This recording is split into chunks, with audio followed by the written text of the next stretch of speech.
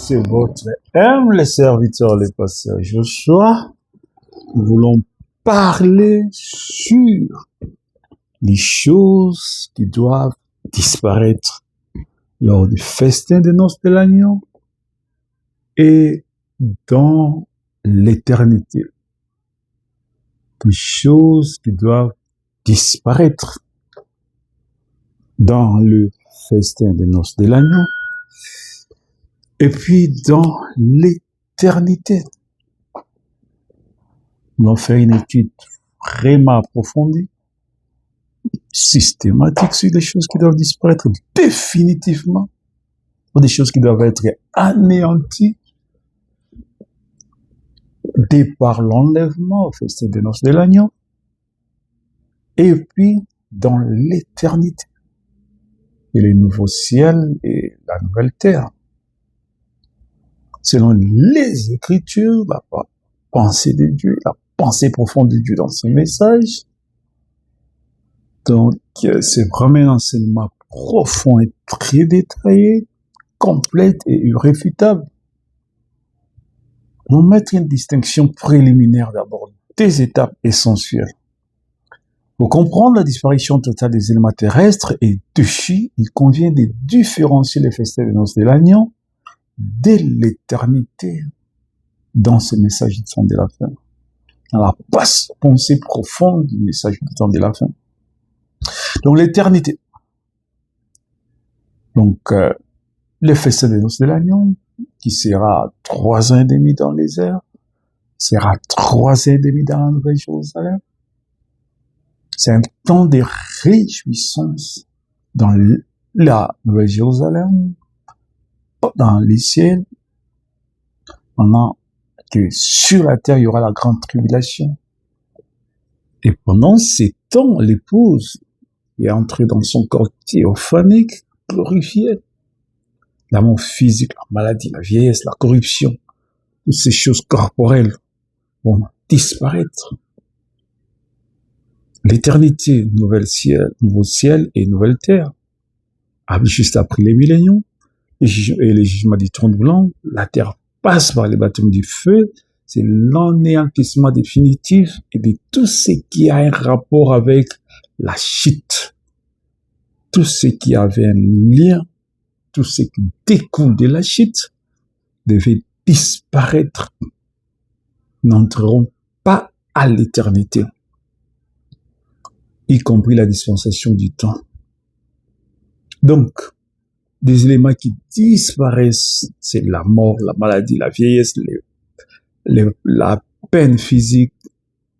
Ouais. Base biblique. 1 Corinthiens 15, 54, 55. La mort a été engloutie dans la victoire. Ô mort, où est ton victoire? Où est ton aiguillon? Où est ta victoire? Où est ton aiguillon? Apocalypse 21, 4. Il essuiera toutes larmes de leurs yeux, et la mort ne sera plus. Il n'y aura plus ni deuil, ni cri, ni douleur, car les premières choses vont disparaître. La vision des frères Branham. Dans le corps glorifié reçu lors de la transmutation ou l'enlèvement pour aller au festin des noces, le système biologique assujetti au vieillissement et aux microbes est dissous. Il n'y aura pas de rides, pas de cheveux gris, pas de décomposition cellulaire.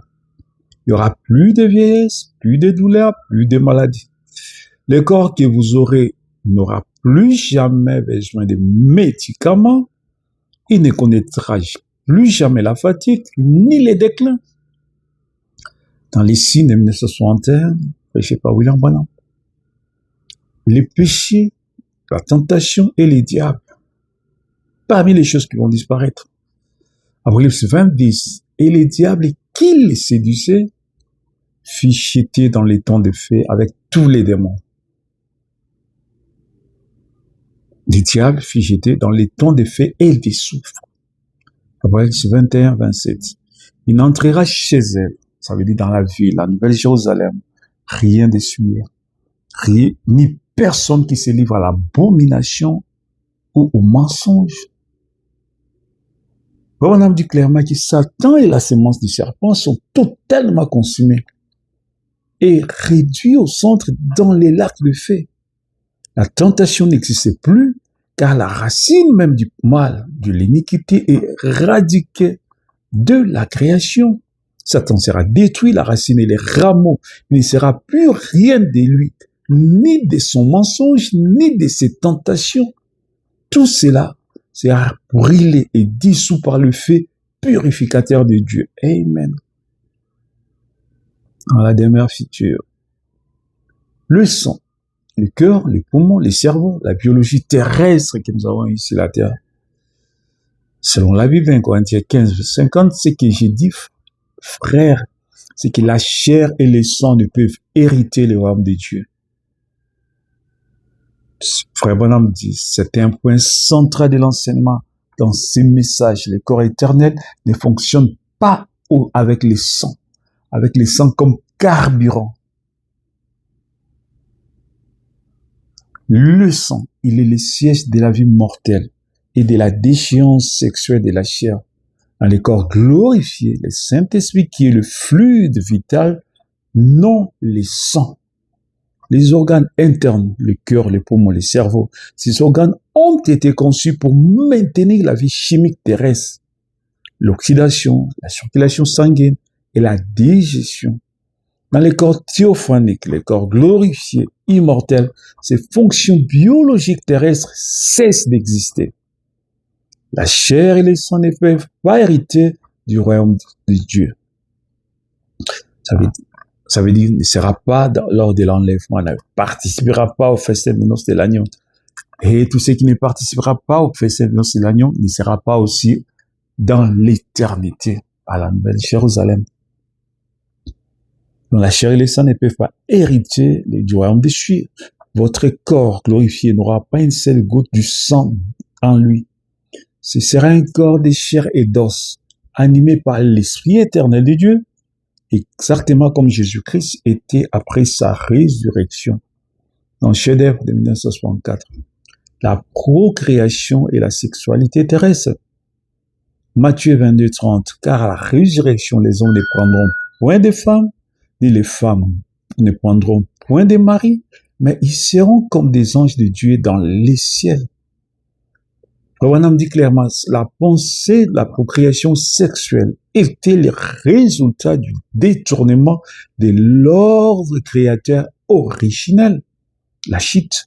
Dans l'éternité, il n'y aura plus de naissance, plus de bébés, ni de multiplication biologique, car le nombre de rachetés est fixé complet.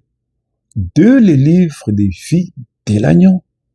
Dans les nouveaux ciels et la nouvelle terre, il n'y aura plus de mariage, plus de procréation sexuelle. Cette méthode d'amener des enfants au monde appartenait à cette terre déchue. Branham le dit, toujours dans la demeure future de l'épouse céleste et l'épouse terrestre. L'épouse céleste, l'épouse terrestre. La mère terrestre. Apocalypse 21. Puis je vis un nouveau ciel et une nouvelle terre, car le premier ciel et la première terre avaient disparu, et la mer n'était plus. Le Branham dit, les mers occupent actuellement environ 70% de la surface du globe et contiennent les débris de la mort. Par le feu purificateur, l'eau des océans sera transformée, évaporée, et la terre sera restaurée dans son état édénique originel, où la matière sèche occupera l'espace pour accueillir les nations de racheter. Apocalypse 21 dit. Et la mer n'était plus. Pourquoi? Parce que la mer est le lieu où gisent les morts et les écosystèmes de la corruption. Car la terre sera nettoyée par l'effet de Dieu, remettant la terre dans son état de paradis d'Éden, de paradis édénique. Le libre arbitre, la possibilité de chuter. Parce que le libre arbitre était la possibilité de chuter. Après le 23, il n'y aura plus d'anathème, ni de malédiction. Dans l'éternité, Branham dit, le libre arbitre au sens de la capacité de choisir le mal ou le bien disparaît. Sera totalement anéanti. L'épouse est devenue une avec la volonté parfaite de Dieu, elle possède la nature divine, l'agapé, l'amour divin. Elle est incapable de pécher, car dans l'éternité, vous êtes scellés pour toujours. Vous ne pouvez plus pécher, car vous êtes devenu partie intégrante de la divinité. Car Dieu lui-même l'attribut exprimé de sa parole. La possibilité même de chuter est totalement abolie, complètement abolie, pour toujours. Table récapitulative chronologique des éléments manifestés des noces de l'agneau, dans les airs, dans les ciels, dans la nouvelle Jérusalem. L'éternité, nouveau ciel, nouvelle terre. La mort, la maladie vont disparaître pour l'épouse. L'épouse sera dans un corps glorifié qui ne tombe jamais malade, qui ne connaisse jamais la mort. La mort sera anéantie définitivement de toute la création. Les sangs, organes humains remplacés par la vie de l'esprit. Les sangs n'existeront plus. La procréation sera jetée dans les temps de feu, anéantie, abolie pour l'éternité. Les diables et la tentation seront enchaînés sur le millénium, inactifs sur l'épouse céleste, et puis jetés dans les temps de feu pour être anéantis pour toujours. La mère physique existait encore sur terre disparue, évaporée par le feu du jugement, mais dans l'éternité, le libre arbitre déchu remplacé par la perfection, volonté divine, unique et scellée. Conclusion, dans la pensée profonde révélée à travers le message de Frère Branham. La fin du temps et l'avènement éternel représentent l'impossibilité ou le retour à l'Éden d'origine, mais avec une garantie supérieure, l'impossibilité absolue d'une nouvelle chute. Tout ce qui est né de la chair, tout ce qui dépend du sang, tout ce qui a été touché par la déchéance morale ou la biologie, la maladie, la mort, la vieillesse, l'organe de la vie temporelle, système océanique, de la terre du J, toutes ces choses seront englouties dans la victoire de la résurrection.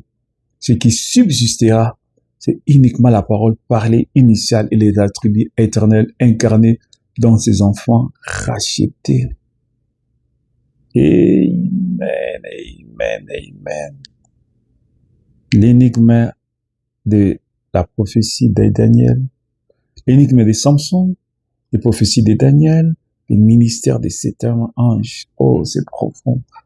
C'est tellement profond. Je vais faire de ça un enseignement entier et à part. Que cela ne soit pas mélangé avec celui-ci. Que Dieu soit loué, que Dieu soit béni. Amen.